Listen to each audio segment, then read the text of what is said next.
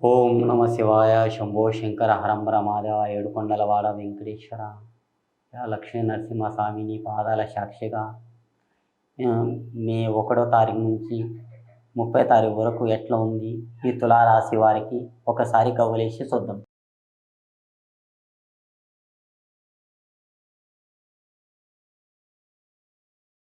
తులారాశి వారు మీ చేతిని ఒక పెళ్లి చేయాలని చూస్తున్నారండి.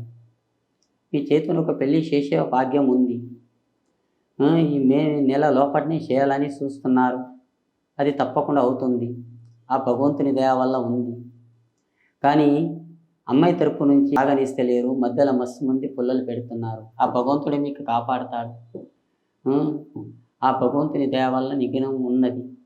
కానీ ఏమంటే పుల్లలు పెడుతున్నారు.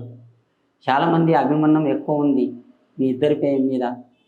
ఈ అబ్బాయి తండ్రి మీద, అమ్మాయి తండ్రి మీద చాలామంది అభిమానం ఉన్నా కానీ మధ్యలో సాగనిస్తలేరు. ఇద్దరు ఉన్నారు. అమ్మాయి తరపు నుంచి ఒకడున్నాడు, అబ్బాయి తరపు నుంచి ఒకడున్నాడు. వాళ్ళే పెడుతున్నారు ఈ సంసారంలో. కానీ ఆ పుల్లలు పెట్టినా కానీ ఏం కాదు. వాళ్ళు ఇంకా మీకు ఇద్దరికి ఒక్కటి చేస్తారు. వాళ్ళు మంచిగా చేయాలనుకుంటే మంచిగానే చేస్తారు. చెడు చేద్దాం అనుకుంటే చెడే అయిపోతుంది. అట్లాంటి వాళ్ళు ఉన్నారు. వాళ్ళకి నమ్ముతారు. చాలా మంచిగా ఉంది. అనుకున్న పనుల్లో బాగా జరుగుతుంది. కానీ ఏ పని చేసినా కానీ నిదానంతో చేయండి. ఎంత నిదానం చేస్తుంటే బాగుంటుంది. కోరిక ప్రశ్నలు కానీ అనుకున్న పనుల్లో కానీ ఏ పని చేసినా కానీ బాగుంటుంది. కానీ మీ కాళ్ళ గుణం అంటారా, అదృష్టం గుణం. ఇది రాగి గుణం, రాగి పాదం. కానీ బాబుది ఇనుప పాదం మంచిగా ఉంది. ఇద్దరు పాదం మంచిగా ఉంది. మీ పాదాలకి ఏం లేదు. కానీ మీ అనుకున్న పనులు కూడా బాగుంది. కానీ మీ తల్లిదండ్రుల వల్ల కానీ అత్తమాల తరపు నుంచి కానీ అమ్మనైన తరపు నుంచి కానీ మీకేం టెన్షన్ వచ్చేది ఏం లేదమ్మాయి. మీ ఇద్దరి పేరు మీద బాగుంది. అబ్బాయి కూడా చాలా మంచివాడు, చాలా గుణవంతుడు. నీకు వచ్చే అత్తమాలు కూడా మంచి వాళ్ళే వస్తున్నారు.